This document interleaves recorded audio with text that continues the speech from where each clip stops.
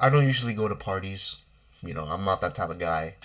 Only if it's like family, or a cookout or whatever it is. Not only do I not go to parties, I don't really go to after parties. I don't think I've ever been to an after party unless like coming back home counts as the after party.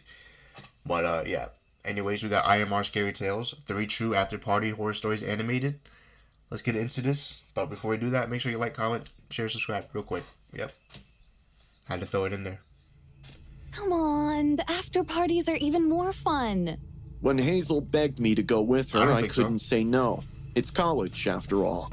The seniors poured shots like water. Some cute boys even flirted with me. The after party continued till 2 a.m. in the morning. Yeah. Hazel wanted me to stay back, but I slept better in my own bed. Also, my dorm was just 2 blocks away. The weather was a little cold, and a thin layer of fog covered the streets in fragments. I was stumbling a little for obvious reasons, but not totally out. I knew I'd have to walk back, so I didn't go overboard with the booze. A big owl hooted from a nearby tree, letting me know that I'm not the only one in these empty streets. I told myself the night wasn't creepy, just quiet. That was creepy. Until I rounded the block. Under the yellow glow of a flickering streetlight, I saw a woman. Oh, yeah. She was crouched low to the ground. I mean, why is she like that? I mean, that's just like, turn around, go back to the party, honestly. Or, I mean, it ended, so. You're telling me no one else went that way either? You're the only person that had to go that way? That's, like, impossible. Unless all those other people in the after party stayed there and they lived there. But it's like, okay. I mean, you're telling me no one else? You're telling me no one else, literally no one else had to go back to, like, the dorm in that area? I call bullshit. Concrete like she was mimicking a dog. At first glance, I thought she was just some homeless person scavenging for scraps, but her sudden jerky movements felt like a calm before the storm. She's eating something, obviously. As I got closer, I slowed down. Something was off. A reeking odor was floating in the air. I rubbed my eyes to see it more clearly, and I did. A mangled lump of fur and flesh was lying in front of her. She's eating an owl. It seemed like roadkill. Not really. Probably a raccoon or a cat. Hard to tell, really. She wasn't picking up trash. She was eating it. She was tearing chunks of meat with her bony fingers and then shoving them into her mouth like she hadn't eaten for days. She probably hasn't. The wet slurping sounds hit me before the sight fully registered. Strings of meat hung from her lips as she chewed, lips glistening with blood. Her fingers dug into the carcass like claws. She was so busy with her feast that she didn't even see me. Why are you still standing there? I wasn't drunk anymore. All my blurry vision, stumbling body movement disappeared in a... You sober up real quick when you see that. Literally turn around, run back to the house and be like, actually, I want to stay here. Or grab everyone. Even if they are drunk, it's still bodies. Come back and then fight her. Second, the best thing I can do right now is change sides and quietly walk as far as possible. You're gonna like from hit this a pebble or something. So I slowly cross the road, my eyes fixed on her. Or your heels are gonna break. In case she sees me and chases me, I'll start running. Or screaming. But luckily, she didn't. I took off my heels so I could walk as silently as possible. That's smart. My eyes are still on her, my heart hammered in my chest. I'd never felt so scared before. So close to campus? It was like straight out of a horror movie. This is like... I was praying to God that she wouldn't notice me, but suddenly, an owl flew over my head from a nearby tree and I ended up screaming in shock. Really? That's safe. The owl was plotting. I mean, like, you're gonna scream when an owl flies by you? I mean, first off, why is the owl flying right in front of you anyway? I mean, that owl just wants you to die. That's probably what it is, but like, damn, bro, really? You're gonna scream? That's like the typical girl stuff, screaming at every little noise. That can happen to some guys too. Not me, though. But like, I mean, God, bro. My blood froze, realizing what a grave mistake I just made. I slowly looked at the streetlight where I saw her. She's gone. And now she was looking at me. A chunk of flesh still hanging from her mouth as she shot her death stare. I started backing away without turning my eyes from her. She watched for a few seconds that felt like eternity, then slowly stood up. Her claw-like hands were dripping with blood. Her stringy hair made her appear even more scary. She tilted her Yeah, head to her It's left over. and then screamed. She And now she's mocking you? Bro, at that point, go fight her. screamed just like me, as if it were a taunt. Exactly. I started running after that. Pastor? My breathing got heavier, I guess, and the booze in my stomach was trying hard to stay in. I was panting and gasping for air, but I knew I couldn't stop. Not now. Not until I reached my dorm. Or at I least looked the back and yard saw a in front of the woman across dorm. the road already, and was now sprinting at me. She was cackling like a coyote with her hands stretched at me. Yeah. I didn't know why she was running like that, but I felt she She's wanted weird. to eat my flesh as well. I ran Bro, and just ran scream. until I couldn't anymore.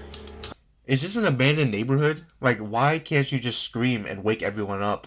But again, got up. She fell too. I've never I mean, felt fear up so close. My this is body a joke. was on the verge of collapsing. I stumbled one last time on the ground and immediately turned back to see her. She inches fell away from twice. me. I stopped and screamed. What do you want? She stopped as well. Cool. She looked me up and down, then laughed.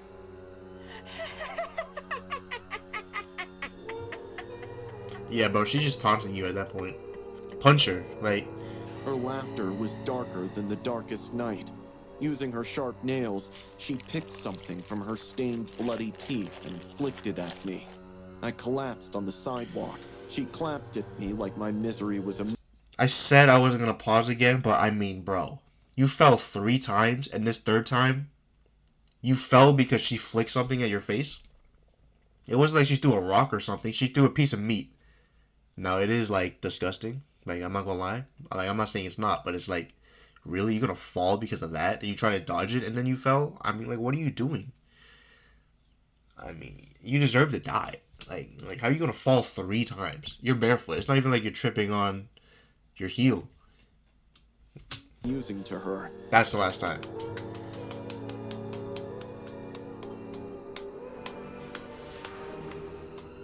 She then turned back and, hopping like a 9-year-old girl, disappeared into the night. I Yeah. woke up with a high fever in my dorm. The memories of picking myself up from that sidewalk You're not gonna call and walking security? back to my dorm will always be a blur to me. I'm just happy that I'm alive. I don't go out alone after dark till today. If I go to a party, I stay back if it gets too late.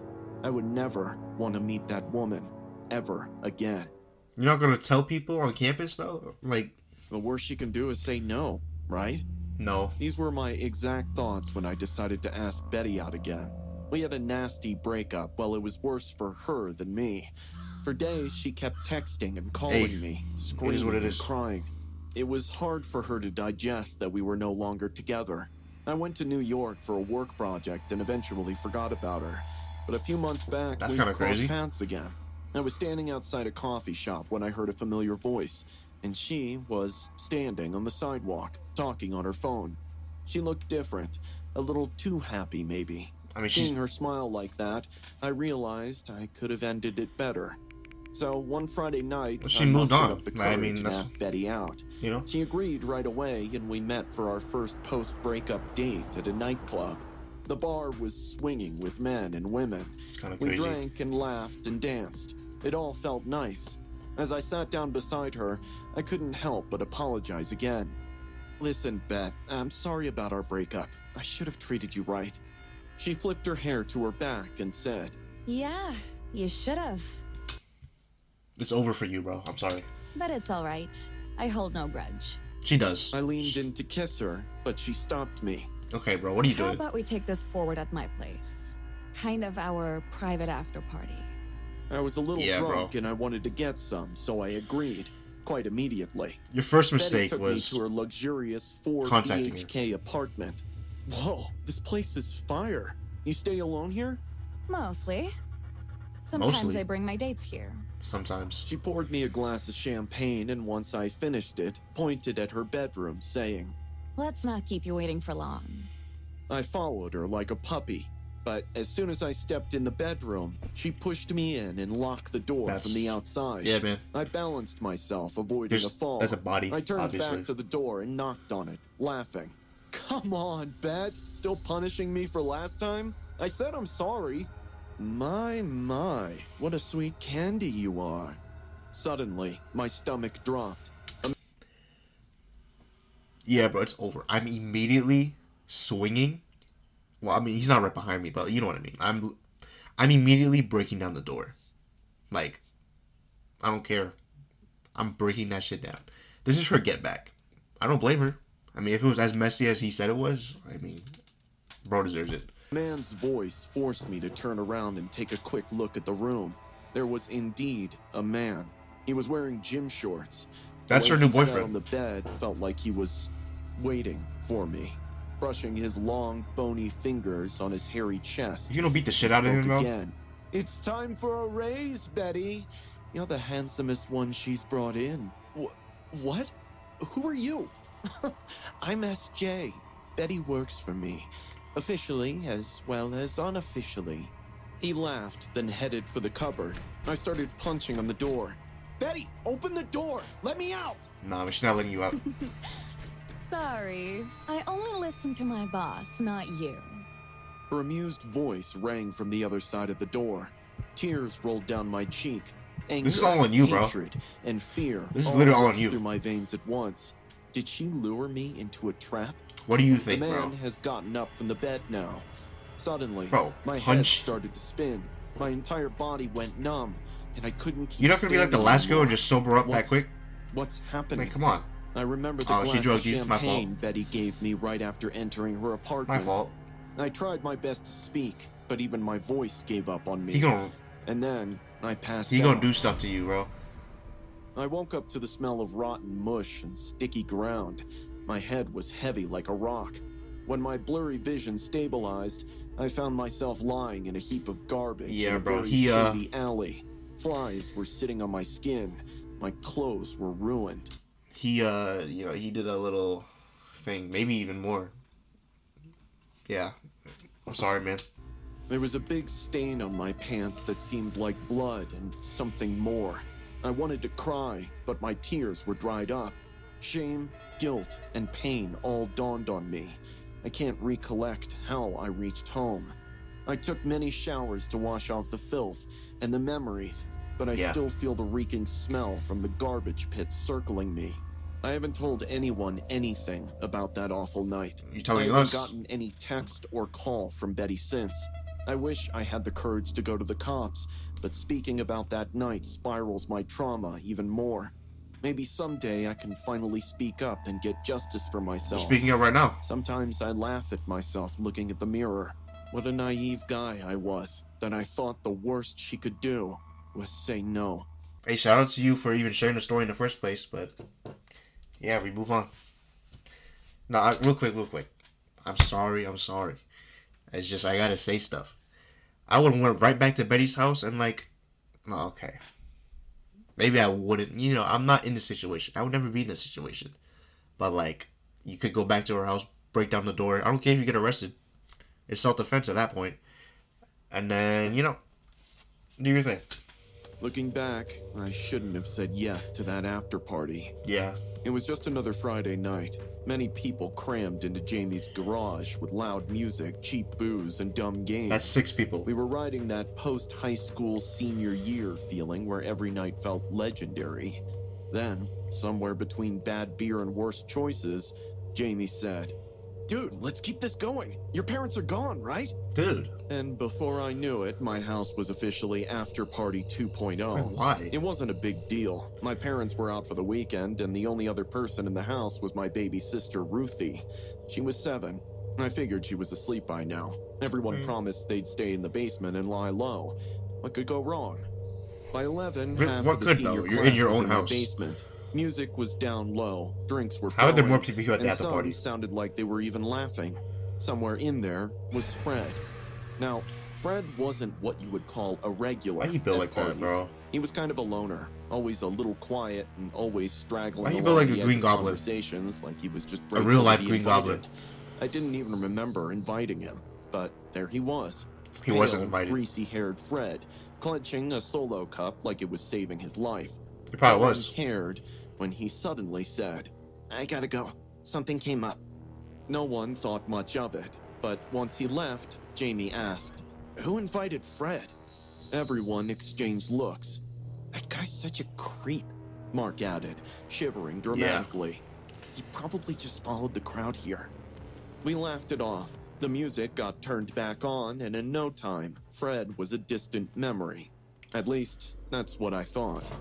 Why would you let him go through your house? Don't let anyone go through your house. You know? If you're in the basement, the only way out is probably through the house. But it's like, you're telling me you don't have like that little hatch that most houses do? That lead right up to the outside of the backyard, at least? He's gonna go to your sister's room and do stuff.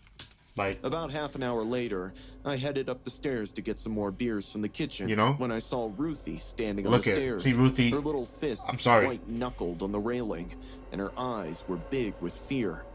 Ruth, why are you up? It's late. There's a monster in my closet. She whispered. I Yeah, chuckled.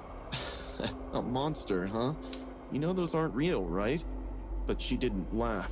She looked like she was going to cry. Yeah, bro, Fred looked like a monster. Okay. I sighed. Let's go check it out.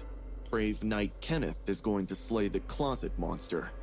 She held my hand all the way Headass. back to her room. The hallway felt weirdly cold. Must have been my imagination. When we got to her door, she froze. In there. She said, pointing to the closet. I rolled my eyes, attempting to keep things light. All right, here we go. You can open it and see No Fred. stress. We all know I this. opened the closet door. Ruthie screamed, and my blood turned to ice. Crouched amidst Ruthie's stuffed animals, clutching an underwear in his sweaty fist, Fred was... Bro, I'm telling you right now, I am beating the shit out of Fred. I don't give a fuck, bro. He's getting his ass beat. He's probably gonna die. You're not going in my sister's room like this. I'm beating your ass. And I'm dragging you outside and beating you in front of everyone. I don't care how bad it is. I don't care what the punishment is. I'm beating your ass. You're not gonna wake up the next day. You're not. sitting there. His eyes were wide, feral, like a cornered rat. What the hell, Fred? Footsteps hammered up the stairs. My Yeah, and I friends get back up poured too? down the hallway, breathless. Then they saw him. Jamie's face turned to disgust. Mark looked like he was about to puke. Fred didn't move. We pulled him out of the closet with Ruthie crying behind me.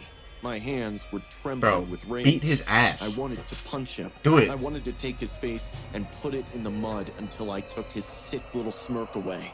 But I didn't. We called the cops. I think Fred never even left the party. He just snuck upstairs Yeah, no to shit. Ruthie's room.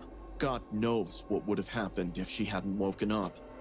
The cops cuffed him in my living room. They gave me the whole speech about being good for calling us, but I wasn't listening to them. No.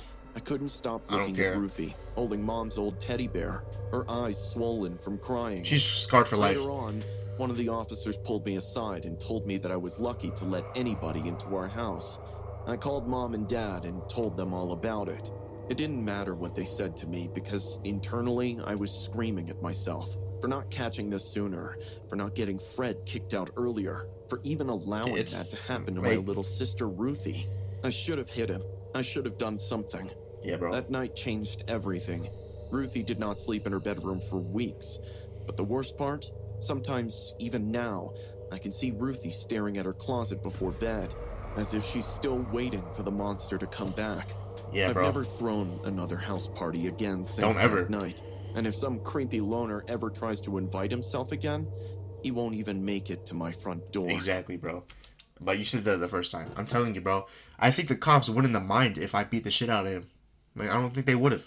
They would probably be like, yeah, it's all good. It's self-defense. Even though, I mean, even if you invite people to your house, it's still, if they do something, it's still self-defense. Yeah, bro. I'm telling you, I'm beating his ass. I'm beating his ass. I'm beating his ass till he dies. I'm not joking. Like, he's not making it out of the house alive. And then we could just say it was self-defense, too. That was 3 true after-party horror stories. Like I said, I would never be in these situations because I don't go to parties, let alone after parties. But yeah, link to the video will be in the description. Like I said, go like that video, like this video, comment down below. Freddy Weirdo, I guess, you know. Subscribe, turn on the bell so you always know when I post, which is almost every day. And yeah, I'll see y'all next time.